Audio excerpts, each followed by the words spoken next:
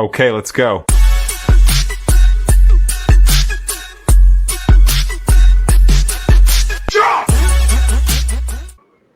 Alright, Assalamualaikum warahmatullahi wabarakatuh. Good morning, everybody out there. Today I Morning, am everyone. blessed to have my Hello, two brothers everybody. with me.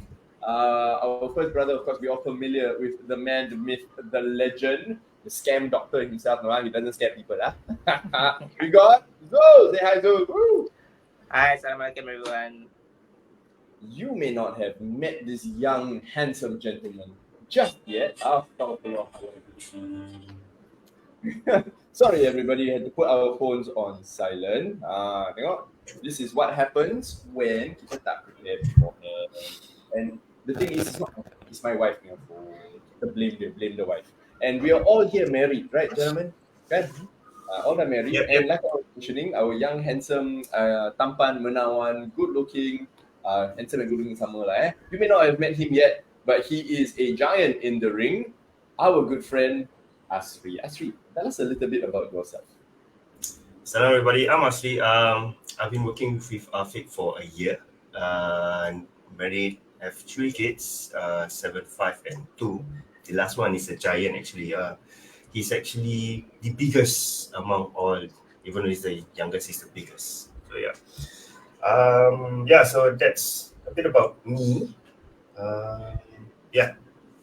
Who's the shy? Then after that, the malu. So he's got children, 7, 5, and 2. So ladies out there, if you're watching, unfortunately, our man here is taken. He's got 3 children also. His wife is gorgeous. All our wives are beautiful, for those of you watching. But we're going to talk about today. Topic yang hangat. This kind of topic is the one that I always find to be very much a lot of confusion. People semua tak tahu. There's a lot of misconception. Could be a source of banyak dosa also for folks out there. So it's one of those topics that if we are not talking about it and we are not sure about what we're doing, we can langgar a lot. At the same time, it's one of those quiet things that if kita tak buat and we are not doing it at all, no one will know. And that topic today is Zakat. Let's go to Asri. Asri, Zakat tu apa? Okay. So Zakat is like a wealth tax or a compulsory charity that you pay to help those who are needy, the poor. So basically those that falls in the 8 nasnaf or the 8 categories of you only pay if your assets actually goes above the nisab. There's a bit of calculation here and there. Why it intrigues, why you should be interested, or why you should actually want to do it, is because zakat actually helps you to gain more. Where some people I know some people, even for me back then, paying zakat was something that I don't see the relevance. But after being in this industry, getting to know people, what they do in their life, how they become successful, I realized that zakat plays a huge importance in their life. And it actually really, really helps in building their success in their life. I've met with people who are actually of the same qualifications as myself, but they lead a totally different life in the sense where they are happy, they are well-to-do. And when I think back, I was like, how did that happen? We both have only diplomas. Our wives yes, they are working, they are successful as well. But when I look at their household, how the kids are, how they are in the general sense, what they have in their life, the yearly trips they take for holidays, that kind of thing. I'm not saying I don't go for a yearly trip back then, I do. But I could see that where they are coming from, they don't feel the pinch. Whereas I did. I was actually trying to make ends meet every single month. And in some months, I had maybe just zero or negative after deductions from my bills and everything, debts.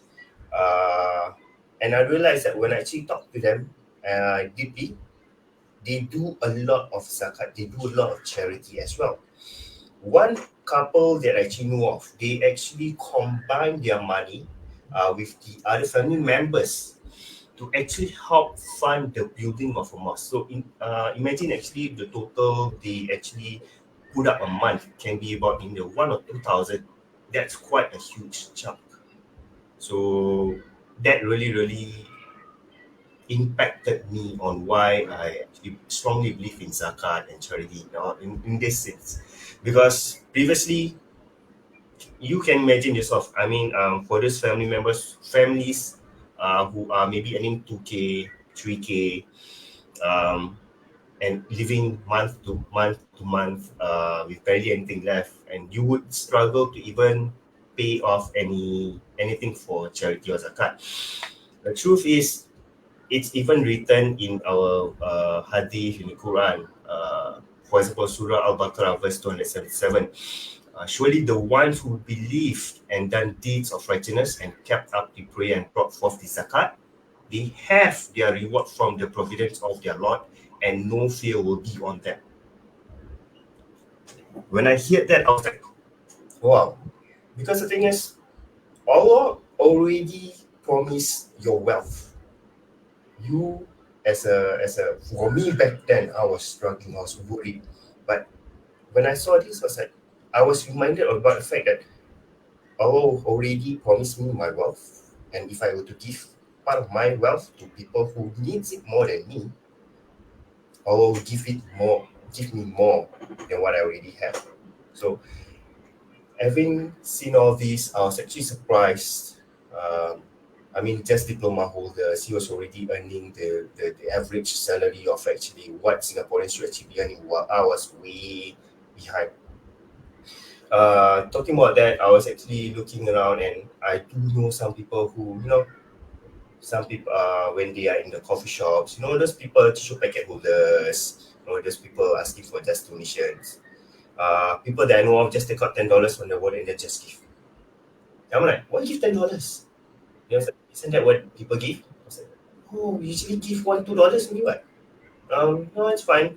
And they don't struggle, they don't pinch, they don't second think about giving out $10 from their, just $10 to them. Having said that, also, I was also reminded about the time when I was actually I was engaged back then. I was down to only my about $200 to $400, and I went to the mosque in Clementi. After doing my sunnah prayers, was waiting for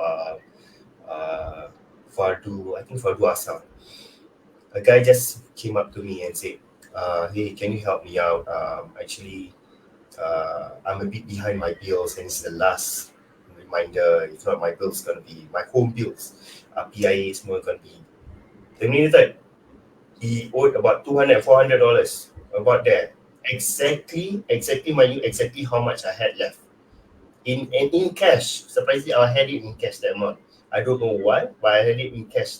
That was the last few dollars that I had. When he came up to me, I was like a bit skeptical. What con is this? What scam? So it's like in a mosque, moreover, And he said to me, if you don't believe me, I'll go get a bill and I'll show it to you. So a while later, he actually came back with a bill. He showed me. I said, you know what? You obviously have kids. He was much older than me. You have kids. You have your family. This would mean more to you. I mean, even though it's my last few hundred, last few dollars, the $200 or $400 I had left, I give it to him. But the problem with that was being a man of I wasn't say strong in faith. I was trying to perfect my deen, but I was still perfecting my deen, working towards it. I was very skeptical and kept thinking throughout the whole time, did I do the right thing? Was I scammed on my last few dollars? How am I going to survive the next few months? Whereas when I think back, I should have just learned to let it go. I mean, that money was meant for him anyways, if I actually do realize all of this back then. It's not going to be something that's detrimental to me, because after all, like I said, Allah already promised your wealth, how much you're going to get. Whatever you give, you're going to get more in return. So I believe that my mistake back then, even though I did the charity act, I wasn't fully ikhlas, I would say. You were So doubting.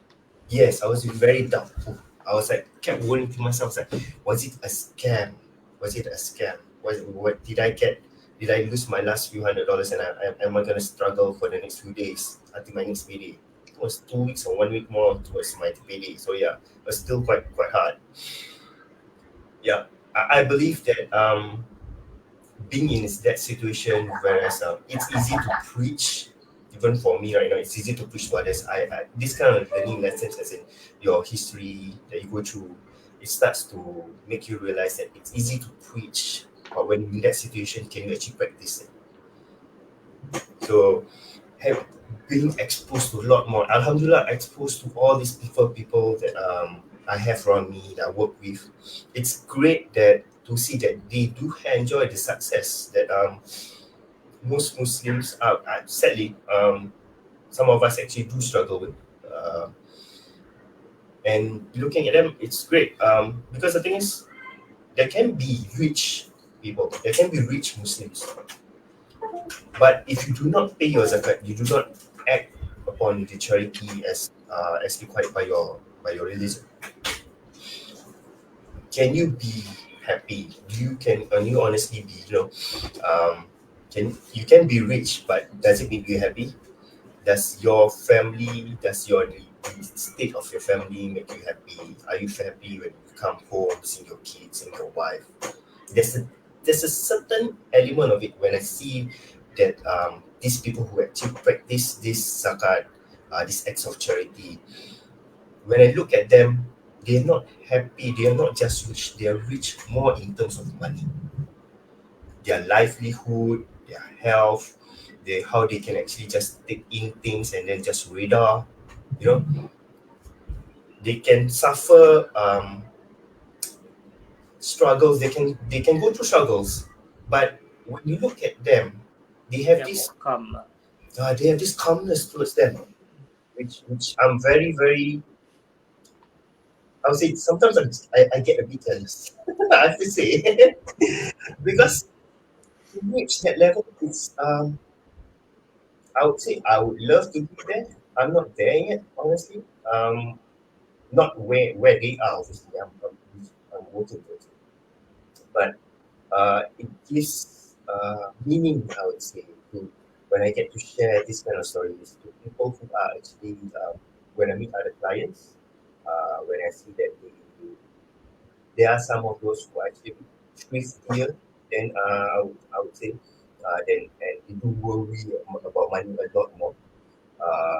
But they have their reasons because they've gone through certain things in their life, like I have, while they may actually experience a bit more.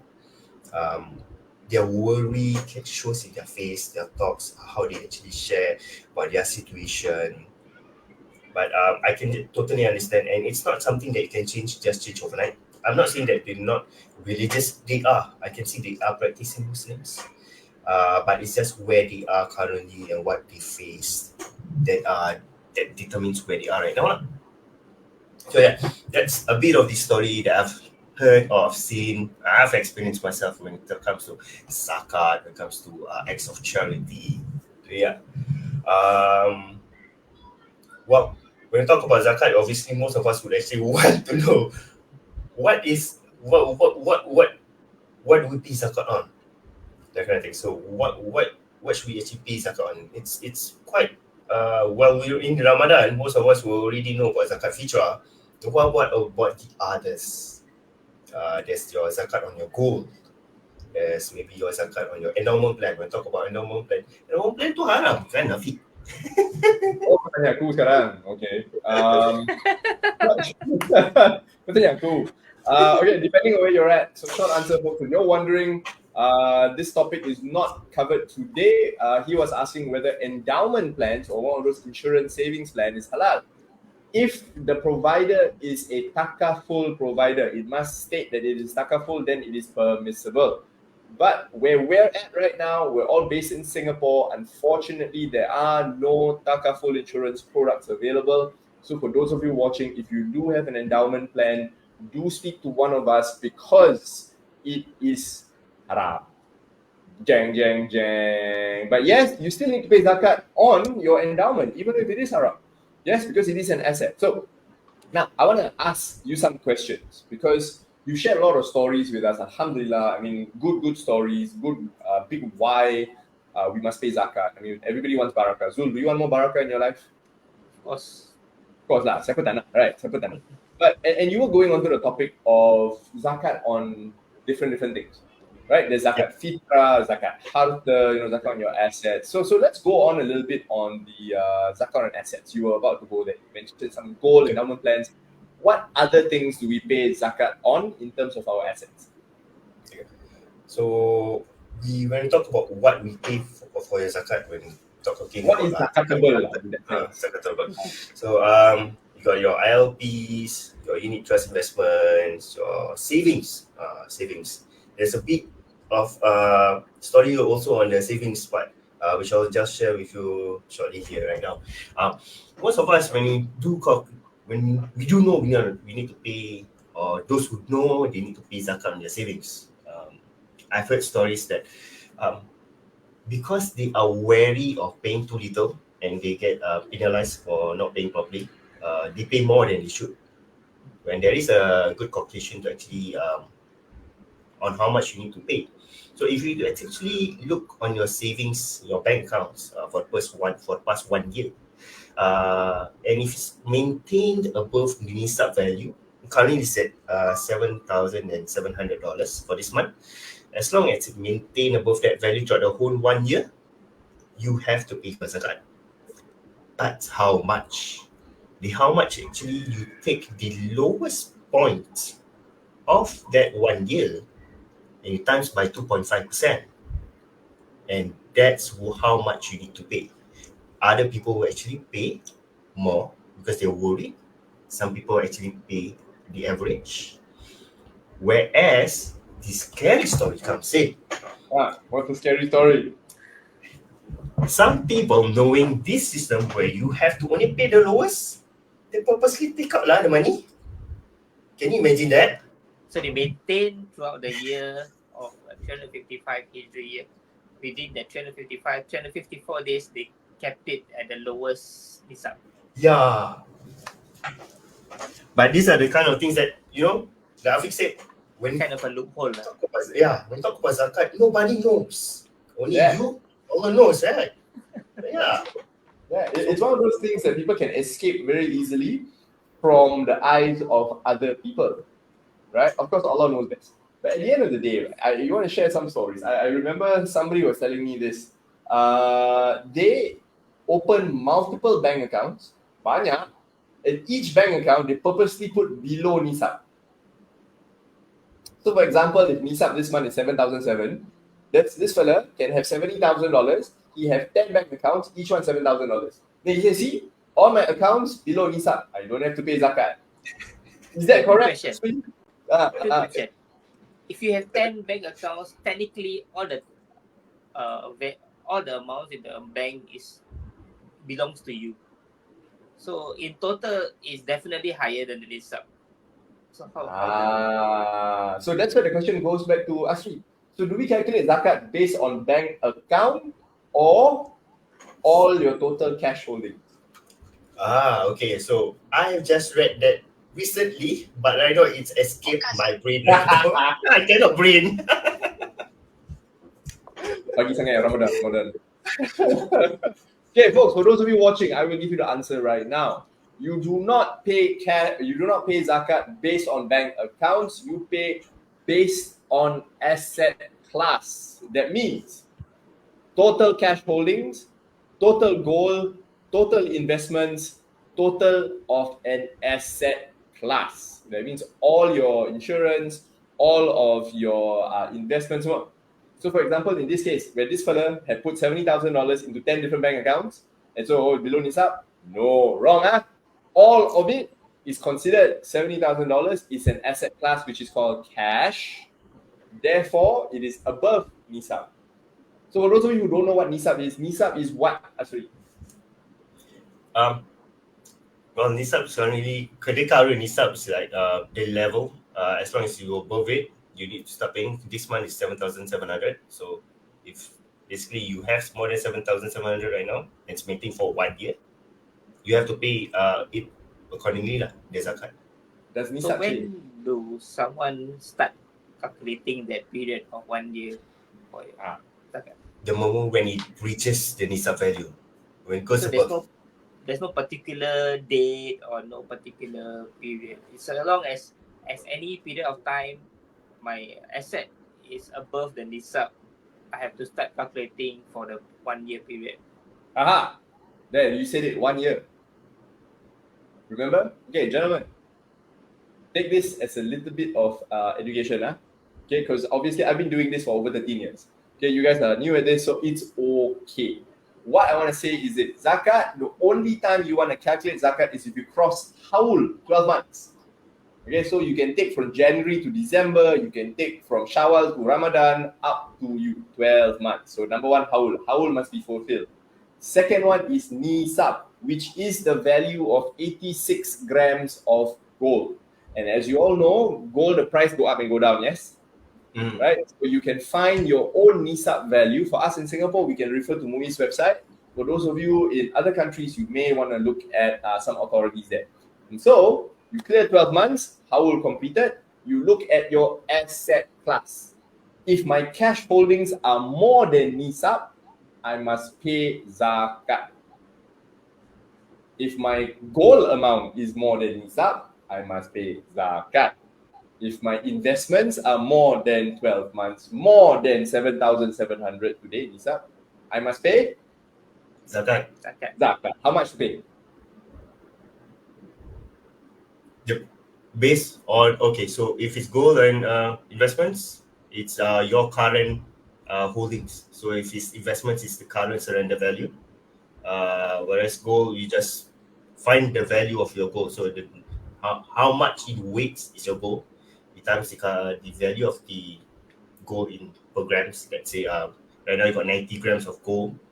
And if the value of gold is like I'm not sure right now.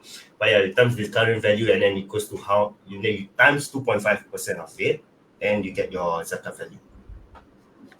Correct, actually. So if, say, for example, if you have 90 grams of gold, you just pay 2.5% because naturally 86 grams of gold is nisab. So you need to pay zakat because you obviously have more than 86 grams of gold. So gold is actually one of the simplest assets to calculate. Gold is easy. Cash is also easy. Just like you mentioned, cash, you take the lowest balance for your haul period. So your whole calendar year, if say you start January with $70,000, and then it drops to $50,000 in the middle of the year, and then at the end of the year, it goes up to $60,000. So do I pay zakat on 70, 50, or 60? You don't pay zakat, it drops below. No, 50. Okay. 50,000 is still more than nisab. So I pay zakat on the lowest cash balance that I have throughout the calendar year. So zakat calculation, to be frank with you, is not easy, right? You guys have been working with me for a while. You've seen how we do it. It is not easy. It is frankly quite complicated. In fact, that's why a lot of people come to us. Help. Help. Okay, quick question. We're talking about one of the assets that we pay zakat to besides gold and cash would be your investment, your ILP. So when it comes to investment and ILP, does it your asset, does it include your capital or is just your surrender value, or how do you go about it? Asri, can you answer the question? Okay, you lost me for a moment there. Stress. Asri dengan stress. So, those of you watching today, listening in, please excuse our brother Asri. It's his first time on the podcast, so he's understandably very nervous. Dia tengah stress. Kan, can tell. Dia dari berpeluh. Dia tanya aku soalan, aku stress. Sampai dia berpeluh lagi. Kenapa? Yeah. We're all here to learn. Okay, so for all our viewers out there, please forgive us for any of our shortcomings. So, Asri, what's the question? Asri or me? Zul. Okay, the question is, okay, you were mentioning that we pay zakat on cash and gold assets.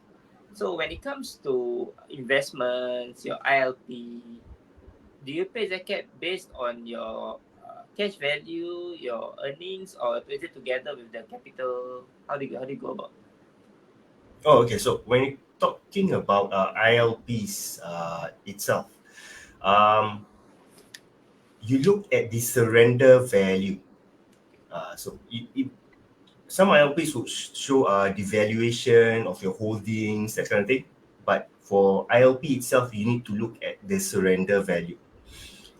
Once it's past your the NISA, correct me if I'm wrong here, Afik. If it okay, so after it passes the, as in after you've at least break even, after you've at least break even, and it has passed your the NISAB value, wait Yeah. for 1 year, then you pay your zakat for ILPs. And whole And life and endowment plans. oh, okay. Because we look at Uh, insurance policies as an asset class. So if you have endowment and ILP, you have to combine them. And Typically, you want to look, okay, so the shortest answer I will give everybody is you want to look at your insurance plans that have a cash value, and you can calculate based on each one. Each policy is zakatable. If, number one, your break-even point has been reached. Now, what is break-even point? Just now, like Asri said, you have valuation of the policy. You also have surrender value of the policy. For those of you who already have these kind of insurance plans, you know that within the first few years of getting an insurance plan, if you give it up, you lose a lot of money. Yes? And so, compared to the amount of money you've paid, which is all your premiums, compared to the amount of surrender value, which is the money you get back when you give up the plan, if that amount is still not the same, that means surrender value is less than total premiums paid, you don't need to pay zakat. You only pay zakat when your surrender value reaches your premiums paid and above. Why? Because that means you are in control of your money. Once you have control of that policy, you can surrender and take back your money in full. Then it becomes zakatable. That's how we look at ILP, whole life plan, and endowment, insurance policies in general. Asri, we have a live question. What about zakat on investment? Okay. So, well, I'm assuming that when you talk about investments, you are talking about investments with retail providers like your unit trust, that kind of thing. So, again, as long as you've passed the NISAB value, the surrender value, if you actually decide to take it out right there, then has it gone above NISAB? If it is above NISAB, that's when you times the value of that, times by 2.5%, and you pay your zakat based on that. Having said that, we discussed all this, do I actually have to take it out? That money, you don't actually have to take out your investments or take out any sum from your investments. You can actually start paying using the money out of your own pocket, that kind of thing. So you don't actually lose out, the value of actually holding on to a unit trust, that kind of thing. Today, Yeah. talking about zakat on investments, I want to talk about this a little bit further. Because investments, most of us out there should have some investments, and we have to be clear that there are different styles of investing. For example, for us at MMF, we advocate people buy and hold for the long term, right? We advocate that. We don't talk about buy, sell, trying to get. That's trading.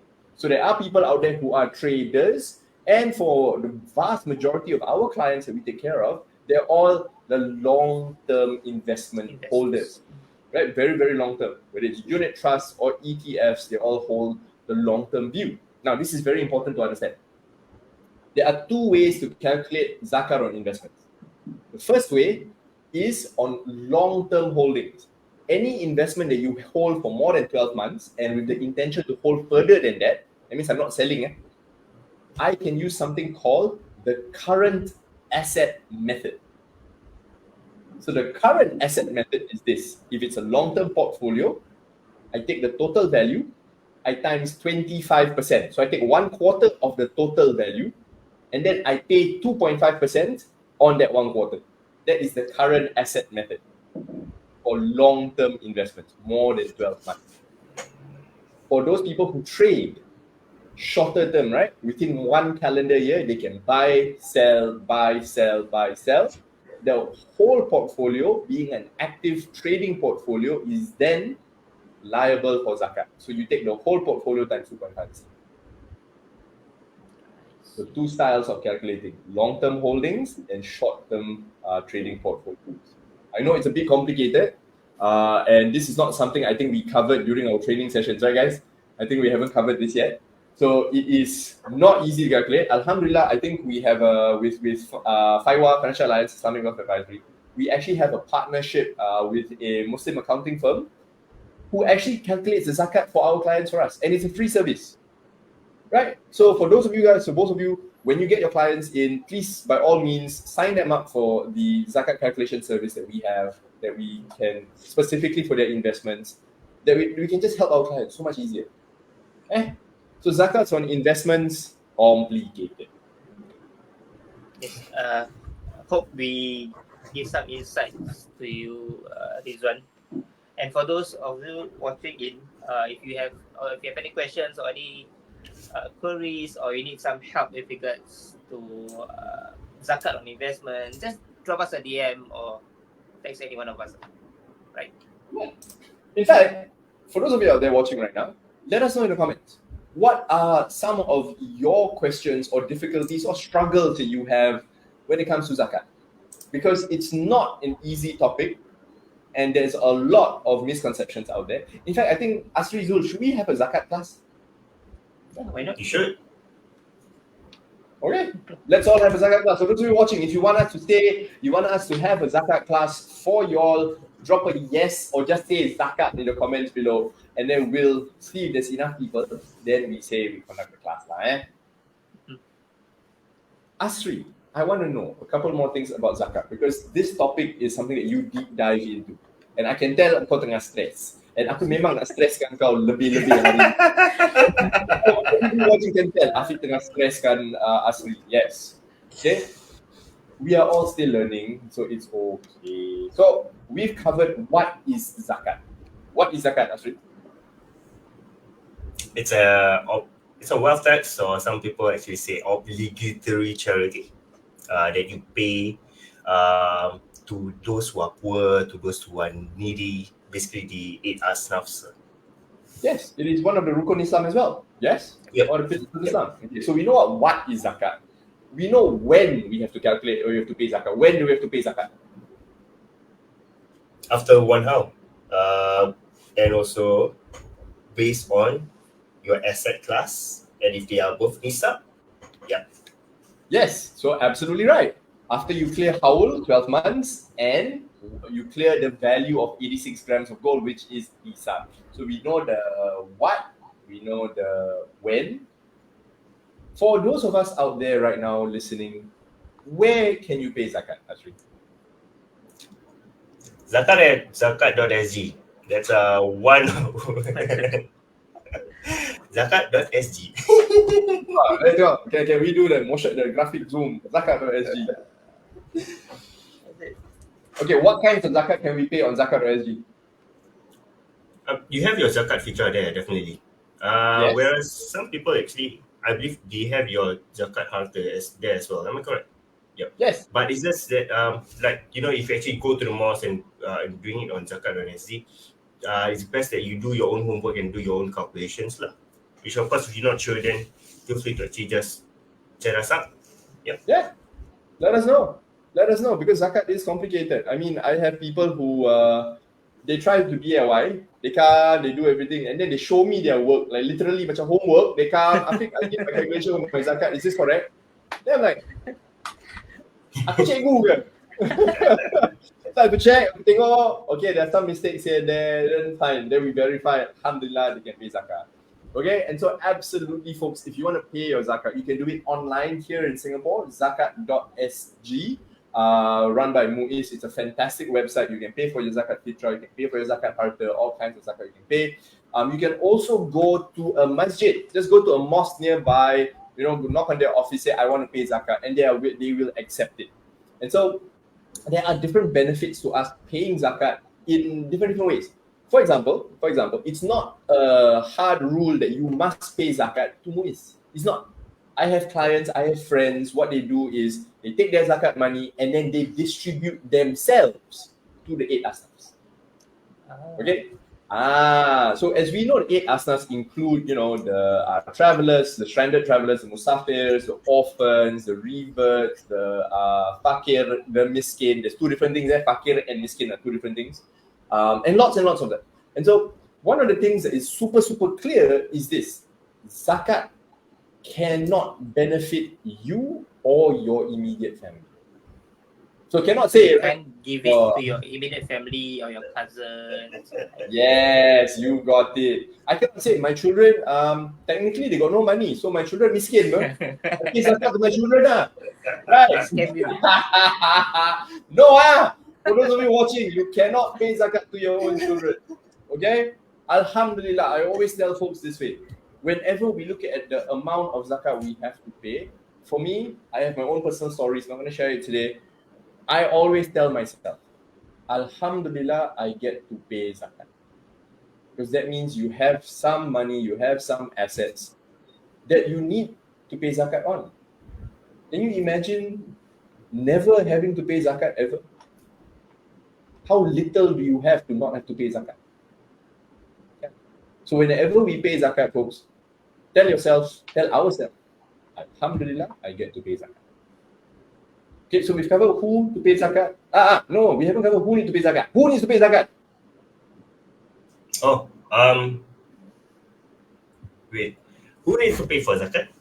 Those of us who are actually well-to-do, of means, of course, and they have assets that are actually above nisab. First criteria, Muslim. Yes, of course. Yeah, because the thing is, if you there was this one thing where they actually did mention about for Muslims to actually do businesses with non-Muslims for a partnership. They have some stakes in a share or a company. Of course, you as a Muslim, you pay for yours lah. You don't have to pay for the non-Muslim one, and the non-Muslim don't actually have to pay zakat lah. That's of course, yeah. So yeah, as long as you have your any of your assets above nisab, that's when you as a Muslim have to start paying for your zakat. Okay. Quick question. You mentioned business. So when you pay zakat, is it just your personal, or if you have a business asset, how do you go about? There's a different calculation. That's a business calculation right there. I think Afiq is the expert in this one, so he needs to actually address it. Cepat kau tai chi short answer, for those of you who are business owners, there's 2 layers of zakat you must pay. Your business is an entity by itself, so the zakat paid by the business is separate from the personal zakat you pay. Okay? For example, my personal assets, your cash, your investments, your insurance, whatever you have, you pay zakat on that. Then the business also owns their own assets, yes? So for example, a business can have a current account, and the current account can have money inside, right? So the business needs to pay zakat on that cash that they hold. If they have any other investment assets, gold, stocks, shares, unit trusts, and can businesses even own insurance policies? Yes, they can. Yeah. Okay. They also have to calculate. Now, zakat on business is a lot more complicated to calculate, to be absolutely frank. So I'm not going to go too deep into the details, but the short answer is a business that is earning money, has revenue, is profitable, has assets. Yes, a business needs to pay zakat, and a person who owns that business will also need to pay zakat on his own personal assets that he owns. So 2 different types of zakat. That's kind. And so I think the short answer, who needs to pay zakat? If obviously you're Muslim, number 1, you have any kinds of assets to pay for, not to pay for, any kinds of assets, cash, you got unit trust, your investments. What do we not pay zakat on? Personal use assets, like your house. What is a personal use asset? Your car, your jewelry. So women that has gold, and if they use it, you don't actually have to pay for it. So yeah, but don't treat that of course as a loophole. You didn't learn it from here. I heard of aunties like, oh, I need to wear this for jemputan because almost 1 year never use. So that I don't have to pay zakat. Hanya Allah yang tahu, right?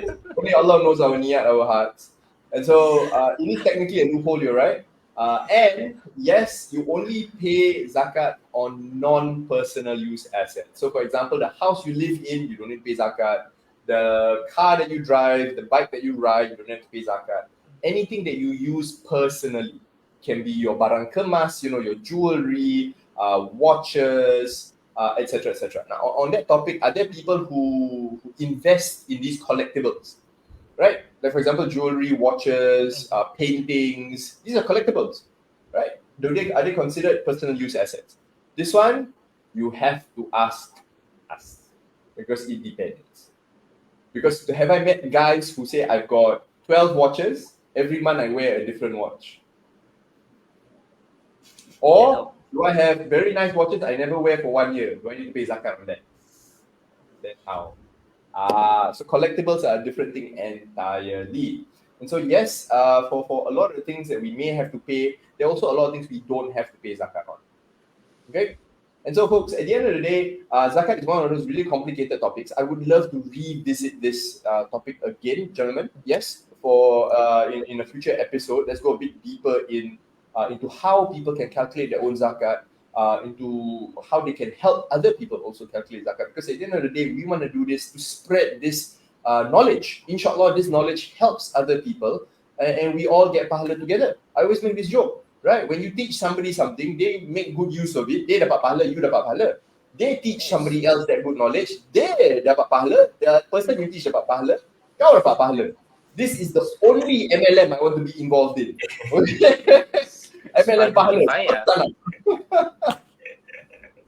Okay, folks, so thank you so much today. I would love to give a lot of acknowledgement and thanks to Asri today for coming on board, sharing what he's learned on his deep dive into zakat.